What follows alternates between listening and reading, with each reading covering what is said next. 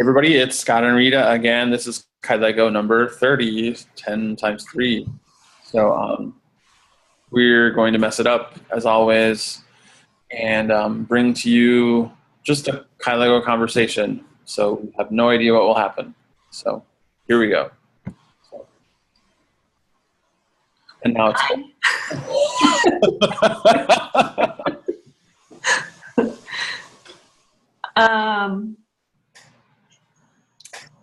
Yeah, I feel quiet today after a couple of years of kylegoing with Scott. It's just gotten really peaceful. Life has gotten peaceful. Just letting things go that just cause static and noise and anxiety and just feeling how much that surrounds us. And we assume that it has to be part of life. And I'm here to tell you, to show you, to be the evidence that it does not. And when we started the Cosmic Landing community, we realized that it was a radical thing to tell people to quit. I mean, shortly after we started, a little girl came to my studio and she was wearing a t-shirt that said, "Never, ever give up." And I didn't know if it was my place with her mother standing there to say, "Oh, I give up all the time." I didn't, yeah, it's that radical that I felt like I wasn't sure that that was an okay message to give to a young girl. Did you ever feel like that in the early days? Yeah, in the early days, I think for the first, well, we'd been kylegoing for a while. And the early days, I was also in that point where, you know, whatever egocentric thing was happening, you know, I really wanted to grow our community, and you know, we had to learn to like do it a different way, and yeah, we were doing something radical, and I had to let it go to the point where it was I had to realize that the right people, the people who are ready for all of this, will be here and they will stick around, because you know, you and I both knew, and especially after you came out of storage, all bets were off, and it was that we both realized early on that there was a little bit of a, it was like an exercise for some folks. They would come in and they would be so very eager, and they understood these concepts for a while of quitting those things that didn't serve them and getting quiet and coming in for radical space and watching us kylego and maybe like having like some insights of that. But then after we saw this cycle early on, that after about a month, 3 weeks, sometimes for others it was sooner, that their inner critic started coming back in. And that we can almost sense it when somebody would come along, be extremely excited, and then we could sort of see that back away, because we understood that this society, we were offering something totally radical. We were, you know, welcome to the place that you get no help at all. And welcome to the place where Rita puts herself in storage. And there are no gurus. We're here to empower ourselves to be ourselves and to do things ourselves. And so it was very interesting, and that the folks who have stuck around now in 2 years really get that, I think. And yeah, we had to realize that we weren't going to grow into this 500, 1,000 overnight of people, because what we were sharing was incredibly radical. It was almost the antithesis to what the whole society was offering. Even like the folks that we kind of came out of that, we were the Kyle Cease folks just loved the guru, and he does wonderful things, and he does wonderful exercises, and without that we couldn't be here. But it was, we were a different animal. We saw that early on. We're still that. We're even more so that now, where we're a totally different animal, where we we realized that to kind of shatter that, people really do have to get quiet in themselves, and that means a consistency of quiet and a willingness and I don't know. And to not try to draw them back out when they retreat. Retreating can be a really useful thing if you use it. I mean, if it's just a running away, you can use that too. You can notice yourself running away and then do what you want with that. You can use that to change patterns, but it's been fascinating to watch people who have stuck with it and being, like you said, that place where you get no help at all. But that's just sort of a cheeky saying, because it's a place where you can watch everybody doing it themselves, which empowers each person to go ahead and do it themselves. And by it, I mean whatever it is that is at the surface for each person today. The feeling that needs to be released or grieved, the injury that needs to be grieved in order to move to the next step, the fear of taking that next step, to watch people just feeling those increments of progress and moving through them and not getting like it's a paradox. We assist, but we don't do anything for anyone, if that makes sense. So it's, I don't know, do you have a better way of explaining? I think what happened was that we just sort of started showing folks what could happen when we did it ourselves. So we didn't assist them, but we showed them because of our own actions. It was more of a, and then some of the core group folks would start saying, "This is what I'm doing now," and I quit my anxiety about it. And someone even came up with a ritual about quitting anxiety in the midst of success, and quitting their anxiety about even when they did achieve something. So it was, and when that kind of happened, people realized that they could play in the world. And that you and I kind of realized that a little earlier, but it was just a revelation too, that we can play in our lives, and it's all play. It's all that, and if we just approach it that way, then we can approach it from a profoundly quiet place too, and show up when we want to show up, retreat when we want to retreat, and there's no excuses. There's no I have to justify this. But yeah, we showed folks that, through our consistency, and now we've been kylegoing for 3 years. We just showed folks that through consistency and through the, it is a muscle that you have to keep going with. And that sounds success oriented too, and I don't like that term, but we showed people that you could remain in that space, and call it storage, call it quitting, call it no help, this anarchy of happiness, this anarchy of sadness, where everything was welcome. And we let people run away. They needed to run away. We didn't chase them back or pull them back. And some folks came back, some folks didn't. And we didn't, because we know ourselves how scary it can be. And it's these tiny little things, but it can be just so intense to the nervous system.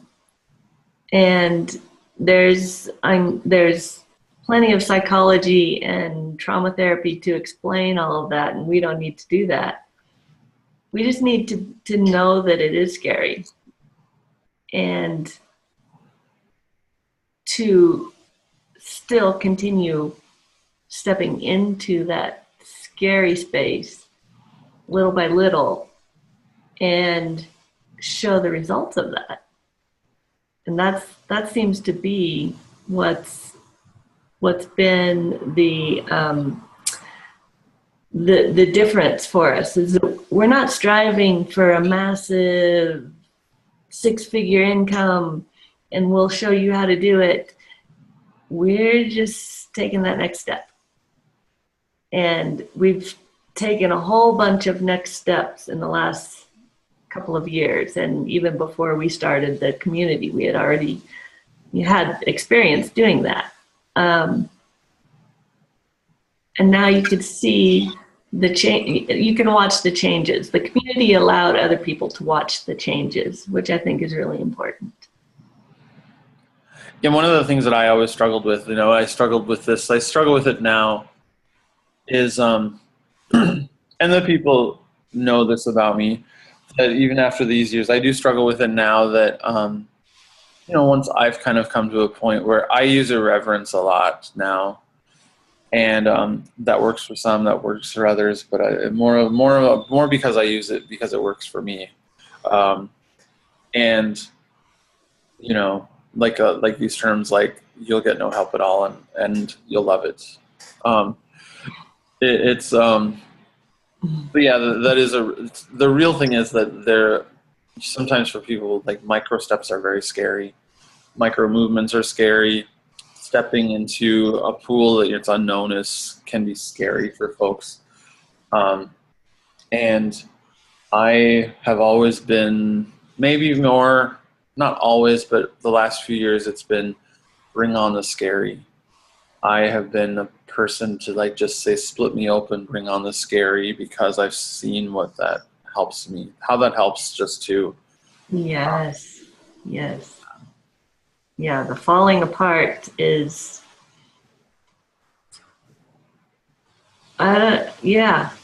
it's transforming. And years ago, you had a blog post about falling apart, the necessity of falling apart, and how falling apart necessitates a natural process of coming back to a whole, and how our natural state, our essence as humans, as cosmic beings, is something totally different. And so once these things are shattered and falling apart, and we've come back together, we've released so much of that. So we fully have expected and have let people have their fall apart moment. And sometimes they have their fall apart moment with us, and sometimes they decide to run and have their fall apart moment privately. And we celebrate that too.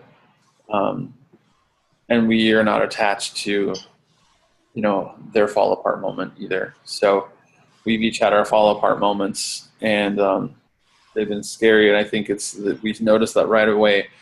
There's resistance to your fall apart moment, and it's totally okay. You are going to resist your fall apart because everything in your cells previously has told you that falling apart is going to be the worst thing you can feel in your life. And we get it. That's what happens when people come along first. And I remember writing an email to folks trying to get them to join our group, just to say, you're going to have a fall apart moment. It's going to be the scariest thing of your life, and welcome. And join the club. Join the club, and it was one of the most hard-hitting, truthful, I guess, emails that I sent out. It was an unmarketing thing for any sort of community group, and saying, I'm messing this up, and I realize I will get 0 followers for this group, but here's what this is really about for me. And it took a little while, but then people started having these testimonials about okay, had my fall apart moment, and it still was scary because the society will, it's just one by one. It always has been. It always has been an individual's experience. And the falling apart happens in stages. You think you've done it, but no, there's more falling apart to be done. Yeah, I remember the day I went through the divorce. Then 2 years later, I said, I've really still stayed in my victim, and I just realized that, and so that kind of threw me again. after 2 years, I'm like, okay, I stayed in this victim state. Oh my gosh. Um, had a little fall apart then. So Mm-hmm. it's And how great to just allow the falling apart so the victim can go on his way. in the boat down the river with some food. Yeah, There you go. right. Um, but yeah, it's been a fun journey, and I think that it's hard to keep secret. Like you and I both know, it's hard to keep secret that we're seeing these things of human nature that show themselves again and again, and we just sort of, and we can speak about it quietly and smile about it and sort of nod, and we know what's happening sometimes, but because to speak it would be to like take away a certain part of someone's journey that they need. You know, we need to like allow that falling apart for someone to happen, and allow Yes, fear. I like what you just said, that to interject is to take away a part of it. It needs to just be allowed to be. Yeah, that's important. Yeah. So even in the irreverence of us saying we're quitting, we're storage, we're giving you no help at all, it's this, that's the lightness that would probably bring about for years and years through this community, um, to allow that to happen. Um, you know, Yeah, because imagine, it's a messy business. It doesn't have to be, but given the state that the world and humanity is in, it's going to be messy for a while. right? And you know, imagine if God, if he or she would just sort of, and I think that's the mirror, God, universe, source.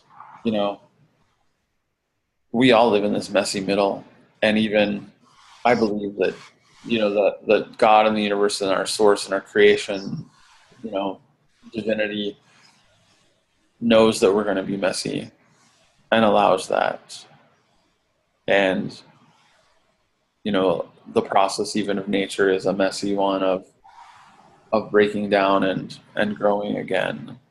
So I just saw a buoy in the ocean. It's in a turbulent ocean.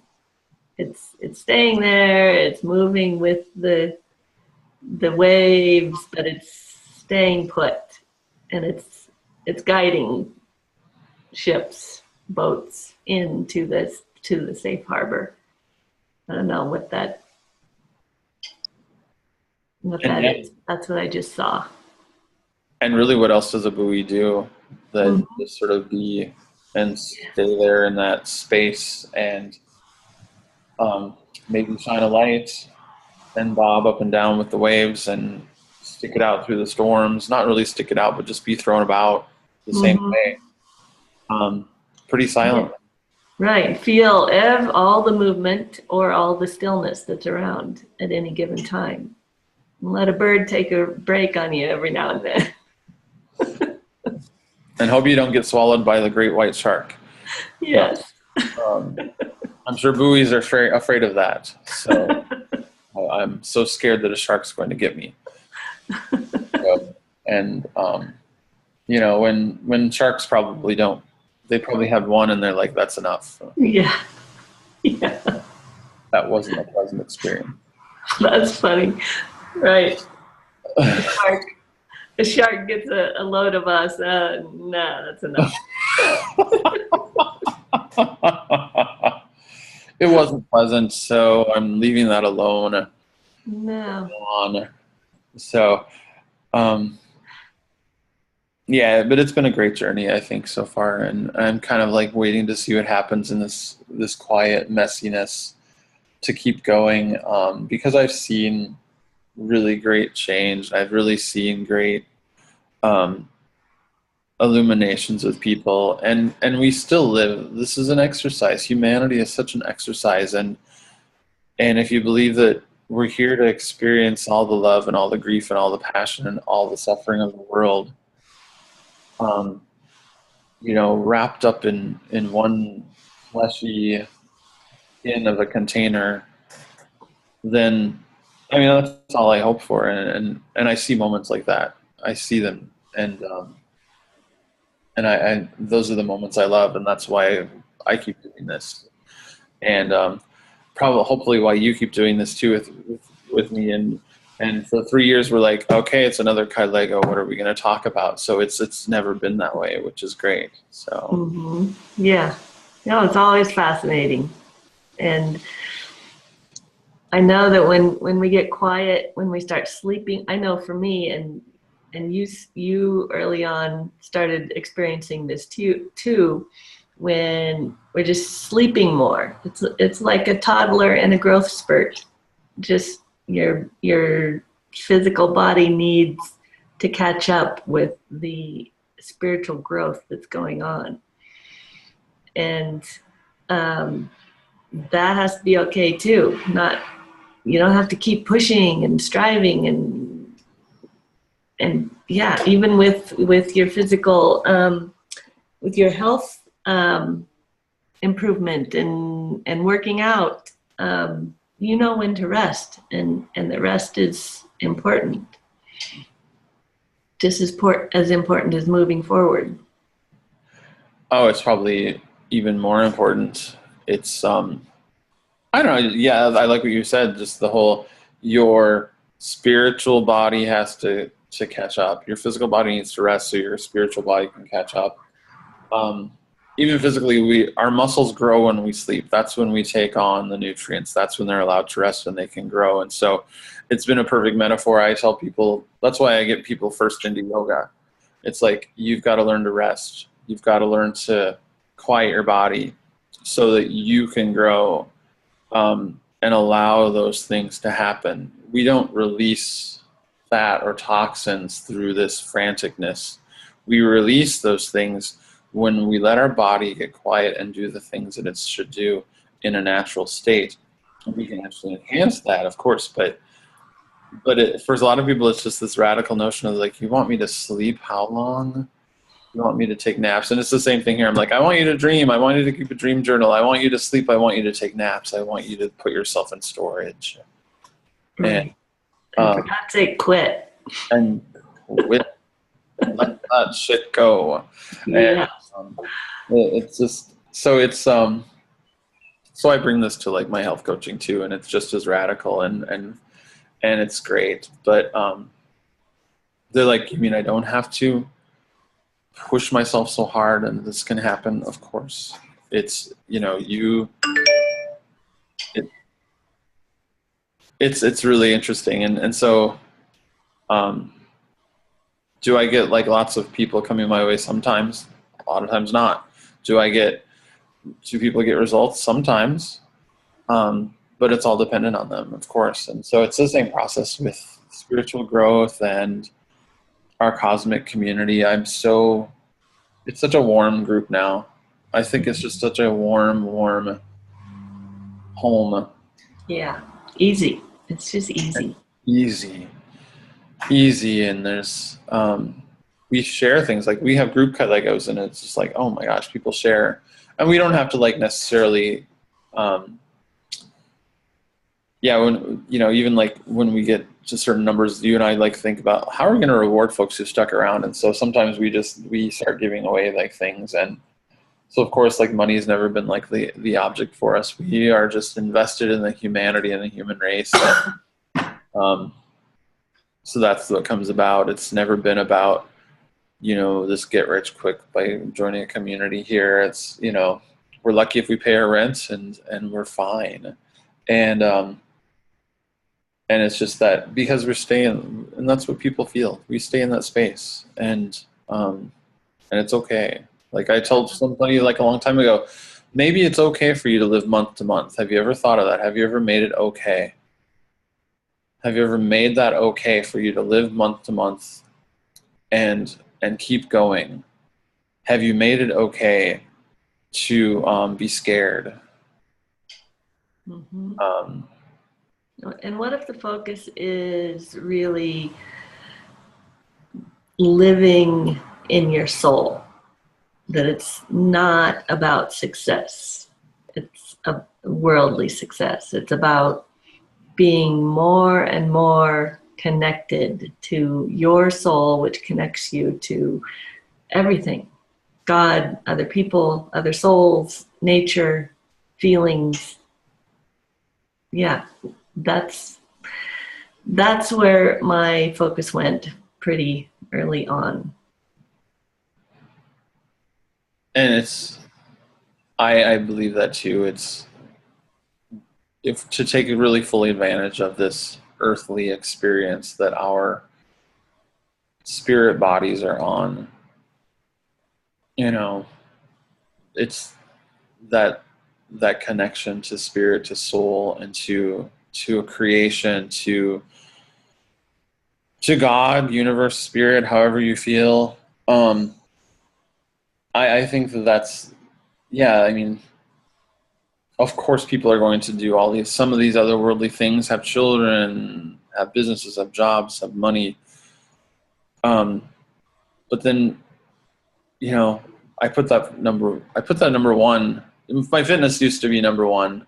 And I realized, okay, why is my fitness number one? So that I can be the real number one of experiencing this, what it feels like to be alive, so that I can learn as a spiritual body.